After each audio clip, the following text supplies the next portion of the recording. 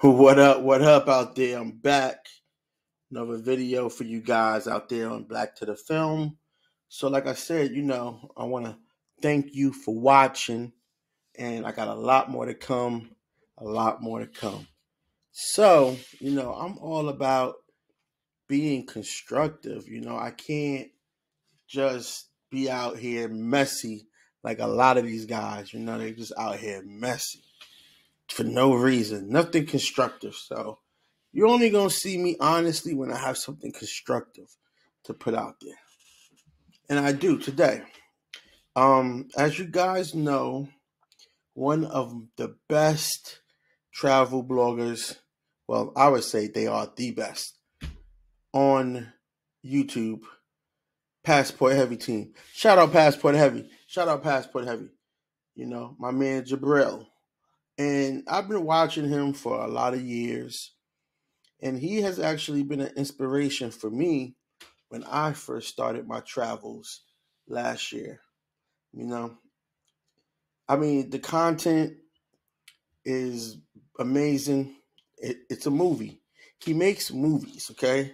He makes movies about traveling, among other things. And so that's why when I heard this, I was like, you know what? Yeah, you know what? Yeah.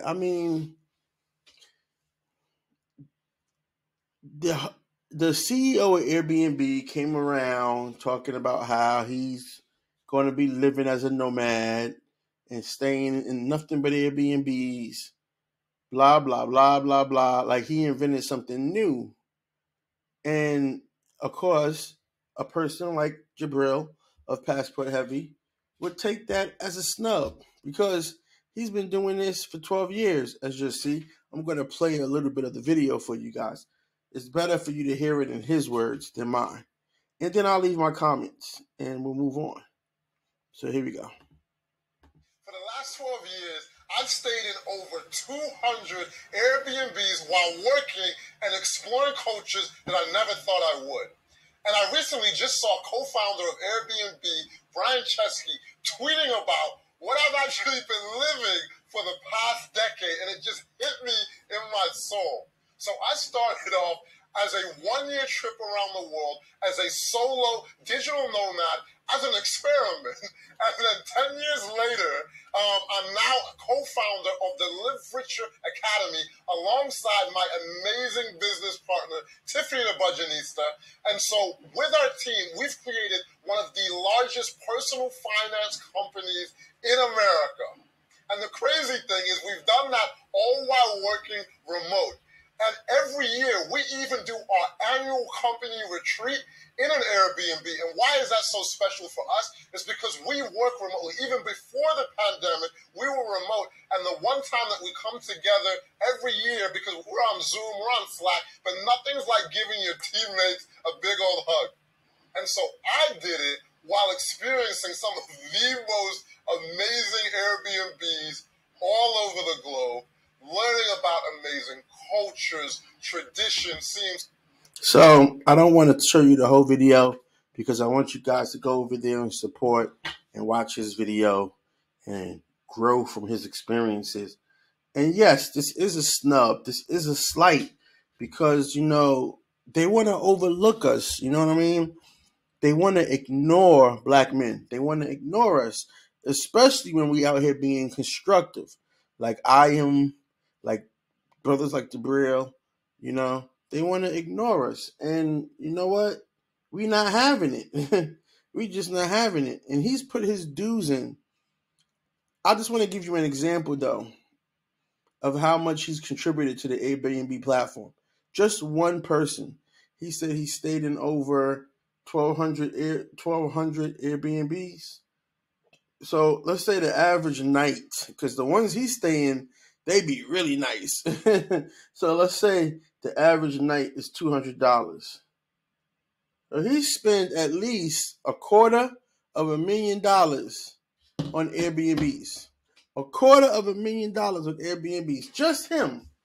And there's at least 10 other brothers out there like him. But, maybe if they have been doing it as long as him, you're looking at 2 million, $400,000 approximately. So that's my point. You see what I'm saying? We not only out here being constructive, we out here contributing monetarily in a significant amount of money to these platforms, to these businesses, and they just gonna snub us, So I mean, that's crazy. And so that's why I'm making this video, because I wanted to bring attention to this. I don't know what I'll title it. Maybe I'll just use his title. But the point is that, this has got to stop. So in the video description, he put links where you can LinkedIn, Twitter them, all the top heads up to the CEO of Airbnb, and let them know that they need to get down with Passport Heavy, that they need to form a partnership with a group of people like Passport Heavy, and they need to do it ASAP. And that's what we asking for. When you out there looking and negotiating for people, you need to be looking and negotiating with everyone, not just the people who look like you, not the in group. Leave the in group bias at the door. You know what I'm saying? Kick the taste-based discrimination to the curb. I mean, I know we've had our problems with Airbnb, discriminatory host, racist host, racist neighbors of hosts, and all those things, but this is business. And I think Airbnb relying on Passport Heavy to push their digital nomad expenditures would be a phenomenal thing. It would be like a freaking Yelp of travel, because he's actually stayed in Airbnbs and he can show you, and he has the videos that can show you them. And there's not a lot of videos that really show you the Airbnb. I don't know why I just gave that away, but the point is that, we're not going to be overlooked no more. It's too late in the game for that. It's time to either cut checks or come with us with collaborations so we can continue to grow our brand. Because let's really be honest, the Caucasians control everything. All the money, all the air, all the water, all the food, right? People going to say, no, they don't. Well, Killer Mike would disagree, right? So, I'm not shouting him out because, the way he put it, it was a sucker play. But I'm saying we know this to be a fact, right? They control everything. So that leaves us with only two options. They can either cut us checks to keep us away, or they can collaborate with us so that we can grow our brand and do it on our own. Those are the only two options. So, make a play. That's all I got to say. Make a play. So I'm glad that he had the courage to call them out. He's paid his dues. He's paid his dues. Respect is deserved. Respect is deserved. So, here goes another example of what I'm always talking about, especially when it comes to black men and traveling. Especially when it comes to black men being constructive. They want to ignore us. They want to overlook the things that we do that are constructive and contribute to the positivity and the influence of others. That's all I got to say. Go check out the video, and I'll be back again. Peace.